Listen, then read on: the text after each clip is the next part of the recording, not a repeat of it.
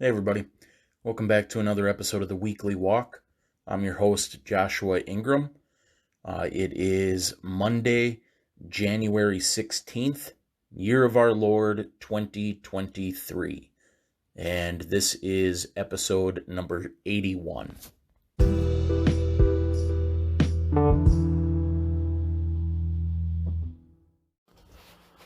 I was sitting here thinking about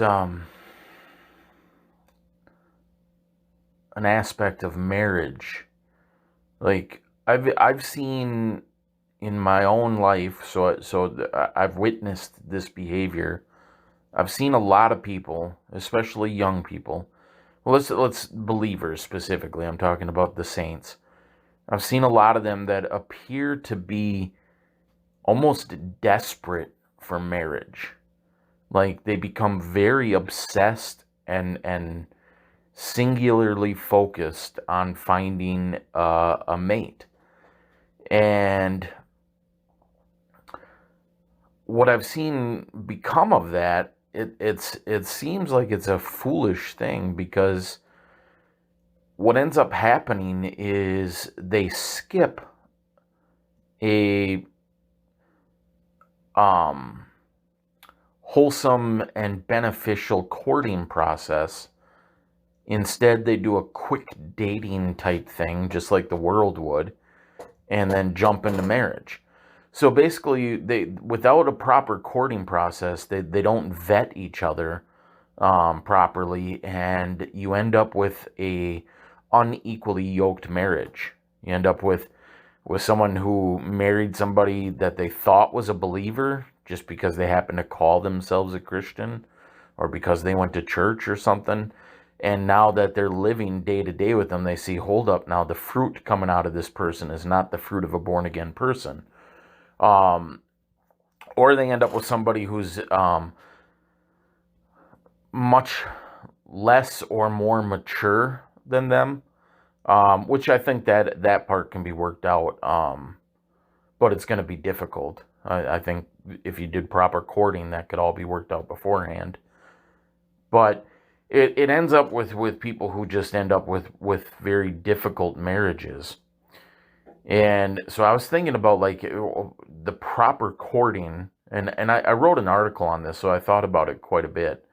A very lengthy article. I wanted a very detailed idea of what biblical courting looks like.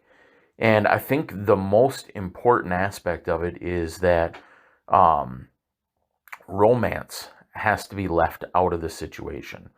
Like, as Christians, and I'm guilty, I've failed in this as well. But if we did things properly, if we did things right, I don't think we should be able to participate in any semblance of romance prior to being married, prior to the marriage vows. Because let's say you find out you're not compatible and you split, but you've already partaken in romantic activities. Now you've essentially done those things with somebody else's spouse. And the fundamental ethic of Christianity is do unto others as you would have them do unto you. So how would you feel if somebody was rubbing on your spouse, or kissing and necking with your spouse, or, all the romantic things that go along with it? You would be pretty upset that somebody was doing that with your spouse. Well, that's what you've done, essentially. Jesus said that we commit adultery in our heart when we think about it. Um, there's that aspect of it as well. Like, if you're doing romantic activities, you can't tell me you aren't thinking lustful thoughts. And then again, if you end up splitting from this person, you have committed adultery with that person. Then they're not your spouse. Plus, we're commanded to treat women like sisters. This for men. So women would have to treat men like brothers prior to marriage. You treat the younger women like sisters with all purity, the scripture says, and older women like mothers. So anything you wouldn't do with your sister, you shouldn't be doing with somebody that you haven't taken a marriage vow with.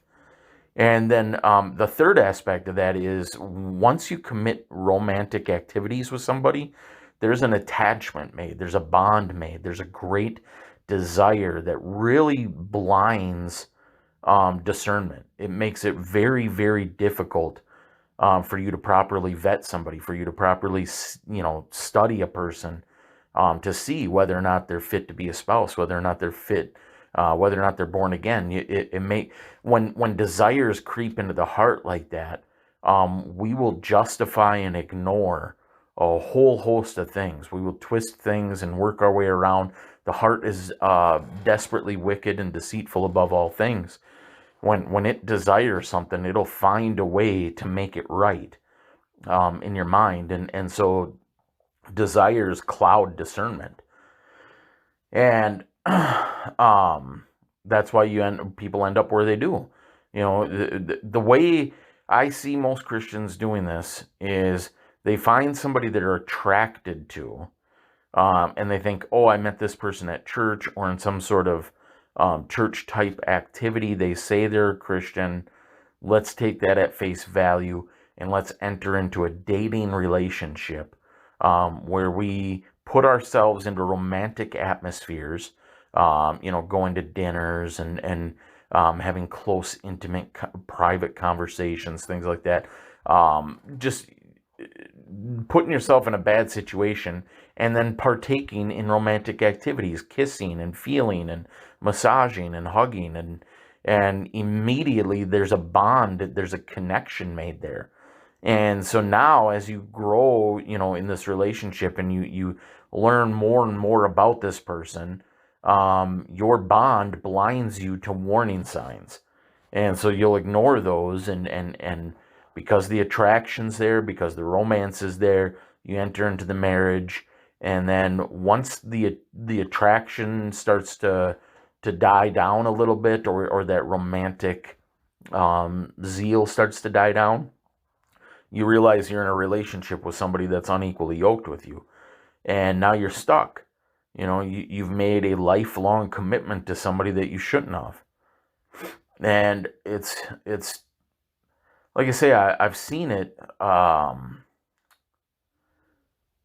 a bit. And praise the Lord, I've also seen people take this wrong path, but God blesses them in spite of that, and gives them a godly spouse. But you can't really count on that. That's like, from a secular standpoint, it's luck. Of course, we know it's not luck. It's the favor of God. It's God being gracious and kind to you in spite of your stupidity, in spite of your foolishness. But I think the way it ought to be done is people ought to temper that desire for marriage. Stop being so obsessed with it. Calm down, relax. It's pardon the vulgarity here, but it's like an animal in heat. Just blinded by that desire, and it causes foolishness.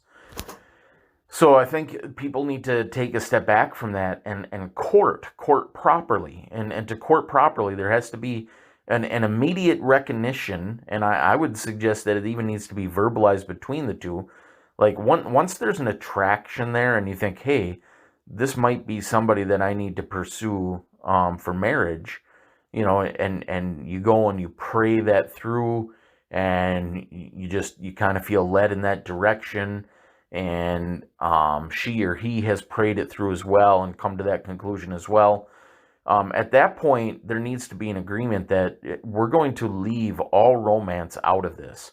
We have to leave romance out of this for our own safety, for our own good, in order to examine each other's lives carefully, to make sure we're suited for each other, because you're going into the most solemn and sacred vow there is, a lifelong commitment to somebody. So you better make sure that you're entering into something properly. And so there needs to be an agreement that, like, look, we cannot partake in romance of any type. No romance at all. It's almost like we need to treat this like a job interview. We need to just examine each other, question each other over a long period of time, and examine every aspect of each other's lives, to test each other to see whether or not the fruit is there, whether or not you're on equal footing, whether or not you're of the same kingdom, and whether or not you're at the same maturity level. And if you find you're not, and uh, there's proper submission and headship and leadership and teaching, you can certainly bring somebody along to your level. But that's the way it needs to be done, because then as you're examining a person's life without that romance, and you're looking, and all of a sudden you see, man, when this person's at home, they're pretty vulgar. They're cussing and they're swearing. They're very contentious and argumentative and bitter, and I don't see any hunger or zeal for the things of God. They don't desire to read the Word. They don't like fellowshipping with the other believers. Like when I invite them to my study or whatever, they don't want to go. They're opposed. They don't like hanging out with my friends. They don't really have a zeal to learn and grow in the things of God. I don't see them.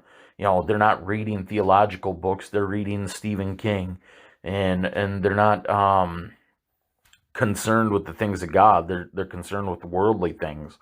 They're all about their job and making money and entertainment and having fun, so to speak. And their friends are all vulgar and lost people. Like you start to see those things, you very quickly realize, okay, this person's not born again. This is not somebody that is qualified to be a helpmate. This is not somebody that's qualified to be a spouse. So I need to separate from this person. But if you've already entered into romance with that person, it's going to be very hard for you to make that separation, because you've already started to build bonds. You've already connected to this person, and now that love connection that's there, that I believe is a spiritual thing. I believe it goes beyond just feelings. I believe there's an actual, like the scriptures talk about how man shall leave his mother and father and cleave to his wife, and they shall become one flesh. And I believe that that's a literal thing, that it's both metaphorical and literal, in the sense that I think there's some sort of miraculous spiritual connection that happens, and the two become one. Their souls are united, so to speak. They're bonded together, and once that bond is made, nothing can separate them except for God.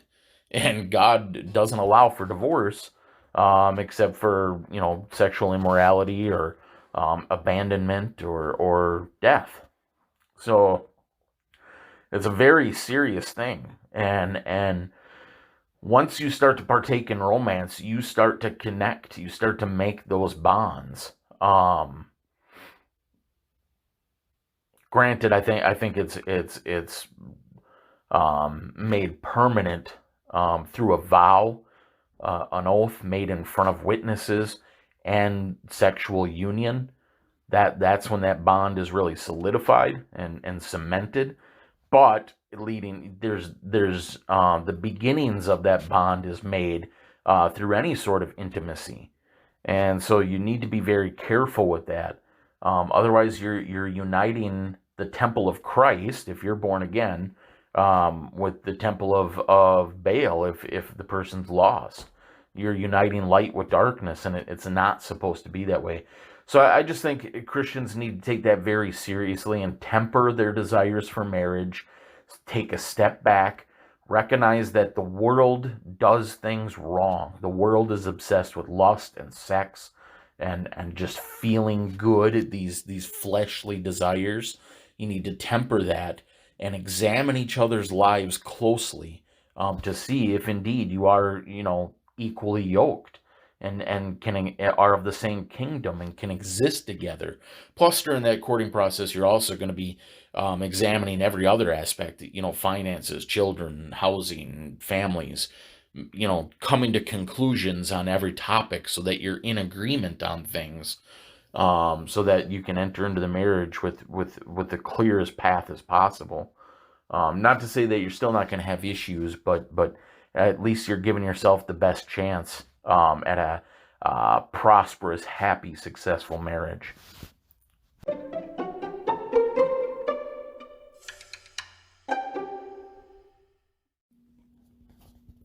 So I wanted to follow up with some thoughts I had on this issue of love. It's something I've been discussing frequently because it's just been on my mind. I've been trying to define love. I've been trying to um, categorize love or systematize the ideology of love. And it's been a focal point for quite a while here as I've been thinking it through, like what is love? I've been trying to figure that out. And like I mentioned on the last podcast, my focal characteristic for this month is love. So that just adds to the frequency of the thoughts. I'm constantly meditating on that idea. And last time I was talking about 1 Corinthians 13, and that led me to make a Facebook post that got quite a bit of feedback. I posted that love is an action, not an emotion.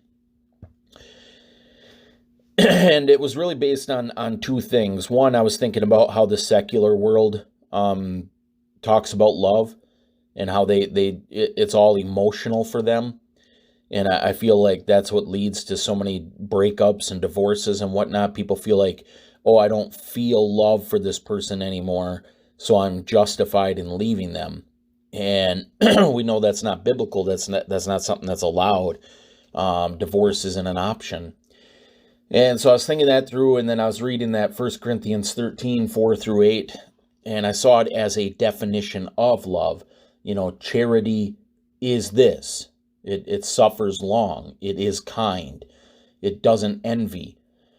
And so I saw these things, all these actions, actionable things, and that's how love is defined. And so I thought, okay, if we look at this biblically, then it's the opposite of what the world says. The world says love is an emotion. The Bible says no, love is an action. And a lot of people were upset about my statement or disagreed. It caused quite a bit of, like I say, a lot of discourse, a lot of people commenting, and a lot of back and forth on it. And so I've been thinking about it since then. And a couple of things that brothers pointed out made me kind of rethink things. I had assumed, I know there's 4 different Greek words that we translate as love or as charity, and each one is a little bit different. There's like a romantic love, there's a brotherly love, there's a godly love, and then there's one other one I can't remember.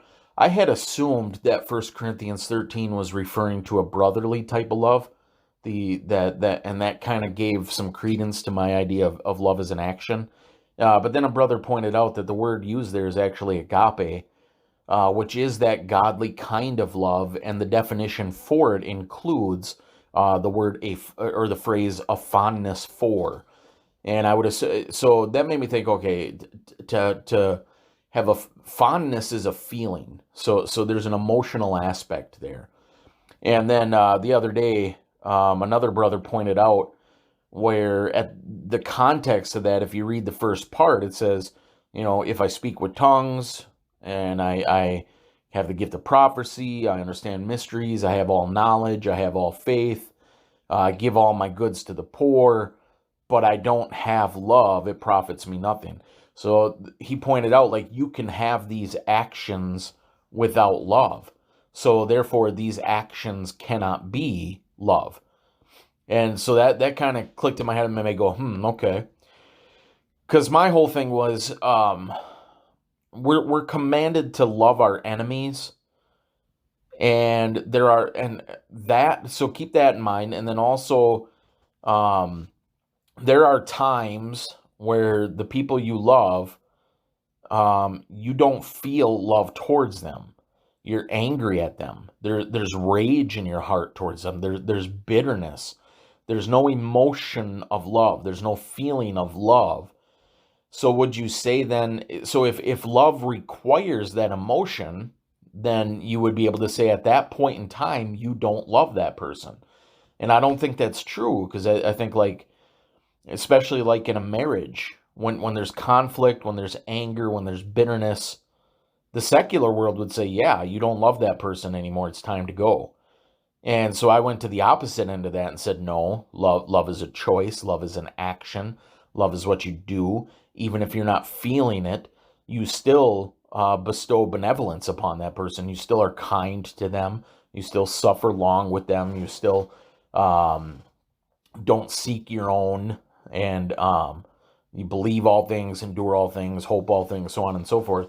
So you still have the action of love. So I would say that you, even though you're angry and there's no emotional aspect of love for that person at that moment, you still love them because of your actions. And so I think maybe I went to the other extreme, whereas the secular world says it's emotion. I went to the opposite end and said no, it's action, and perhaps the truth is somewhere in between. Like my brother Brandon pointed out, how James points out that faith is evidenced by its works. You can say you have faith, but if there's no evidence, if there's no fruit, if there's no works, then it's not a real faith. And he was saying love is kind of the same way. You can say you love, but if there's no action, then it's not real. So there's a both. There's a feeling of love that then produces action. Or as the definition of agape says there's a fondness, and that creates action. And so perhaps it's, if one of those is missing, then it's not real love, which another brother pointed out, pure love would include both. Forgive me if I sound a little nasally. I'm a little stuffed up here, but so I'm the reason I'm trying to wrestle this through is, like, I feel like I don't experience emotions on the same level that I assume other people do. Because when I hear people talking about emotions, or when I see people react emotionally, it seems like they're like engulfed in emotions, like emotions take them over. And I don't have that. Like, I don't feel emotions deeply.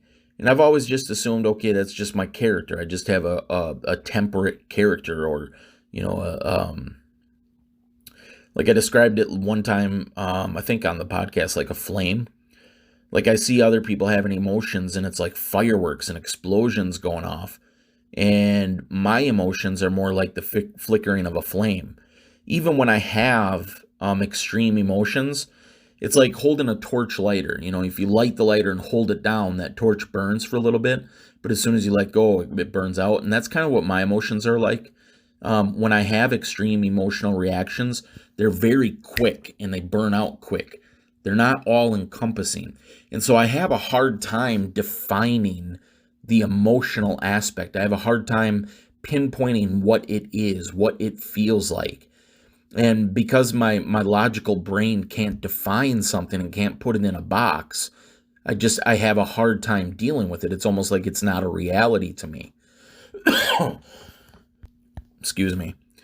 And so I've been sitting here trying to think about, like, what my feelings are. I can feel anger. Like, when I'm frustrated or angry, there's a burst, there's a quick flame, and it's like, that's noticeable because I feel like a tension in my chest, or like a knot in my stomach. It's like this internal feeling of confusion, almost of I was trying to figure out, like, how would I describe how it feels. It's like a binding, it's a tightness, and it like causes frustration that often will lead to action. Most of the time for me, it's a word. It's like an angry outburst or something. And like I say, usually my anger is the same way. It's just a quick flame. It burns out. 2 minutes later, I'm completely over it and moved on. And so, like, I see other people just linger on their emotions, whether it's anger or depression or joy or whatever. It seems to just simmer in them for a long time. Whereas me, it's like I rather than having a constantly burning flame, it's just like a big gallon of gas is poured on and there's a quick explosion and then it's done. Like, when I'm depressed, I'll be sad for a moment, and then I move on. I'm thinking about something else. That emotion is gone. I no longer feel that emotion. It was just a quick explosion. And it's the same way with anger and joy or love. Those are harder for me to define, to like, the feeling of it isn't as noticeable. Like I say, the anger is this tension in the chest, this it feels hot. It's like it almost makes you flush in the face, and it's just a frustrating feeling of being bound up, or being unable to express something. It's like a bottled up thing. And when I think about depression, it's almost very similar to pain. Like, sadness is like this internal downcast. It's like being drenched with water. It just weighs you down. There's a feeling of, is the word lethargy? Is that it? Is it lethargy or lethargy? I don't know. But it's like this weighing down,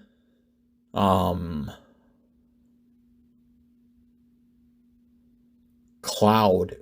It's very hard to express. And then, so I was trying to figure out, like, okay, so what does love feel like? And I'm still having such a hard time explaining it. I think the best way is for me to lift my eyes up and to think about the Lord, and to think about how he saved me from my sins, because that's love right there. And I don't know how to explain the feeling of it. It's almost the opposite of the tension. It's almost the opposite of that tense, frustrating anger. It feels like freedom. It feels like everything is just loosened up in my chest. It feels like refreshing air or something, and so, like, I don't know if that's what love is. Part of this is, when I was lost, I was diagnosed as like a borderline sociopath.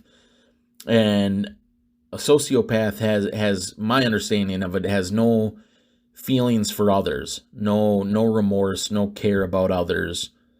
And that's how I was when I was lost. I did whatever I wanted to. Like, I didn't care about anybody. And so now that I'm saved, there's a love, see, and it's hard to explain things without using the words you're trying to explain. But I still have a hard time with empathy. I still have it's not that I don't. Whereas before I didn't care about people, now there is a genuine kindness. There's a Christ wrought kindness in my heart, where I don't want to hurt anybody. I don't want to do anything bad to anybody. I sympathize with the lost state of people. I understand that people do sinful things because they're in the dark and we're lost. And we have a sinful nature that does sinful things, and so I don't hold people. I don't judge or blame people. I understand when somebody does something wrong to me. I understand that it's the sin nature, and so there's not really a. Whereas before, I could care less what people are doing, what's going on with people. I was just focused on me, what makes me feel good. Now it's like there is a sympathy, there is a compassion, I suppose, but it's still really hard for me to sense it. It's shown. It's shown in actions. I won't do anything bad to anybody, and those that are close to me, I would do anything for them. I would give anything to them. And not even those close to me, just people in general. If I see somebody in need, I'm going to do something to remedy that if it's within my power.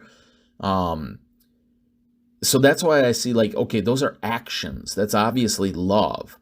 And my brothers and those that were disputing me would say, okay, but that's rooted in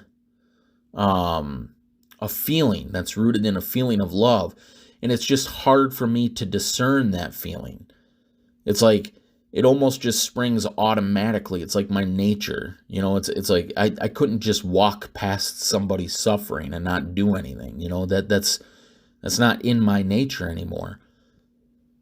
But to say I feel it, I don't know. I don't, what does that feel like? I don't know. It's so tempered. It's so it's so deep down, and I'm so unused to experiencing it, or unable to define it, that it goes unnoticed. It's just an action. It's just, just a doing.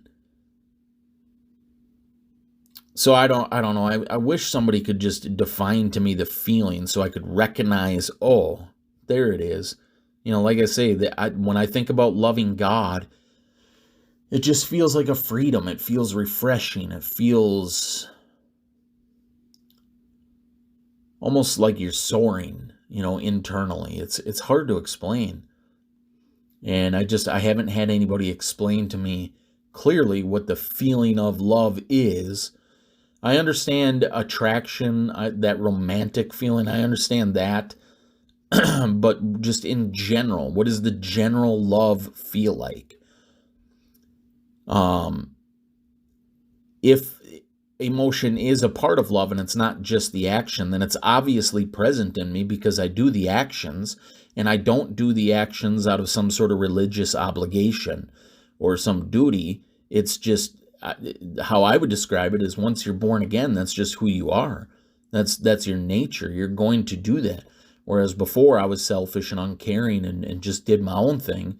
Now the natural disposition of a born again person is to be helpful and kind and generous and benevolent and compassionate.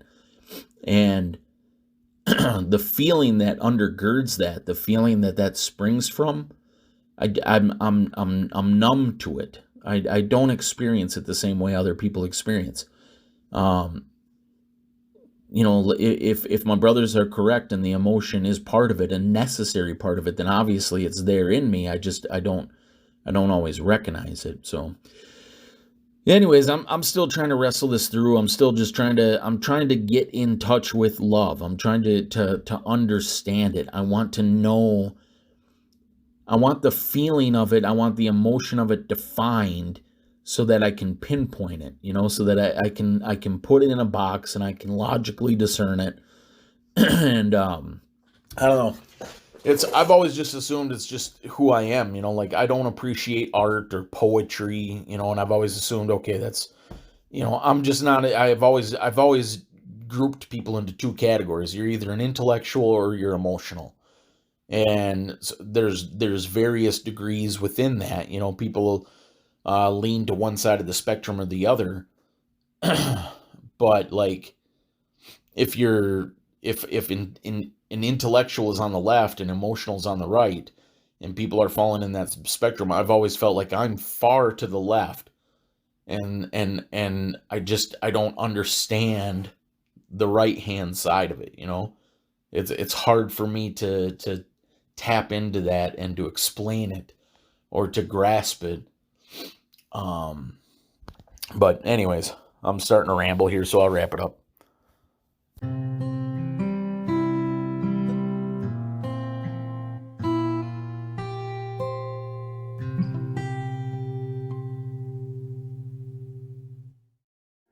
All right, so that's what I got for you guys this week.